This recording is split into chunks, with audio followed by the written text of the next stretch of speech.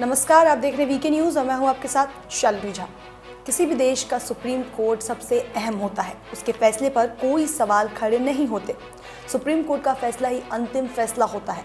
Supreme court को सर्वोच्च न्यायालय भी कहते हैं क्योंकि कोई भी व्यक्ति जब हाई कोर्ट के फैसले से संतुष्ट नहीं होता तो उसके पास सुप्रीम कोर्ट का रास्ता ही आखिरी रास्ता बचता है। भारत में भी सुप्रीम कोर्ट के फैसले को हमेशा तवज्जो मिली है, लेकिन पिछले कुछ समय से देश के ऐसे भी लोग सामने आए जो सुप्रीम कोर्ट के फैसले पर सवाल खड़े कर रहे हैं। कुछ समय पहले सुप्रीम कोर्ट के ही वकील प्रशांत भूषण ने मुख्य न्यायाधीश के लिए बहुत ही अपमानजनक ट्वीट किया था, जिसके बाद उन पर अवमानना का मामला भी चला और दोषी करार दिया गया।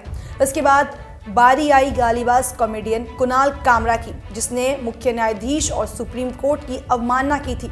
कुणाल ने अपने ट्वीट में सीजीआई को मिडिल फिंगर तक दिखा दिया था, जिसके बाद कामरा के ट्वीट को अश्लील और बेहुदा बताते हुए अटॉर्नी जनरल ने कोर्ट की अवमानना कानून 1975 की धारा 15 के तहत मुकदमा चलाने की मांग की। इतना सब होने के बाद हमारे देश में अभी भी कुछ ऐसे लोग मौजूद हैं जो ना सीजेआई की ना ही सुप्रीम कोर्ट की इज्जत करते हैं। अब एक और ऐसा ही मामला सामने आया है जहां सुप्रीम कोर्ट को सीधा सीधा पक्षपात कहा गया है। अटॉर्नी जनरल के वेणुगोपाल ने एक कार्टूनिस्ट के खिलाफ अवमानना की कार्रवाई शुरू करने की सहमति दे दी है। बता दें कि रचिता तनेजा नाम की एक कार्टूनिस्ट ने सुप्रीम कोर्ट को लेकर आपत्तिजनक बात कही। दरअसल पिछले दिनों सुप्रीम कोर्ट ने रिपब्लिक मीडिया नेटवर्क के editor in chief Arnab Goswami को जमानत दी थी, जिसको लेकर कई वामपंथियों को मिर्ची भी लगी थी।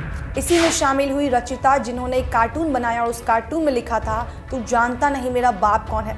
इसमें बीच में अर्नब गोस्वामी को और एक तरफ सुप्रीम कोर्ट को और दूसरी तरफ बीजेपी को दिखाया गया है। इसमें साफ तौर पर दर्शाया गया है कि बीजेपी और सुप्रीम कोर्ट अर्नब गोस्वामी को बचाना चाहते हैं। इस तरह से ये भी दिखाने का प्रयास किया गया कि सुप्रीम कोर्ट ऑफ इंडिया सत्तारूढ़ पार्टी यानी बीजेपी की तरफ पक्षपाती है और उसी के पक्ष में फैसला भी सुनाते हैं।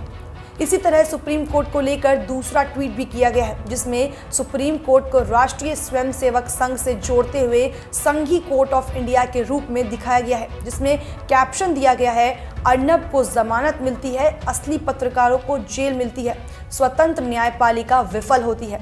ये ट्वीट साफ तौर पर सुप्रीम कोर्ट ऑफ इंडिया का अपमान करती है।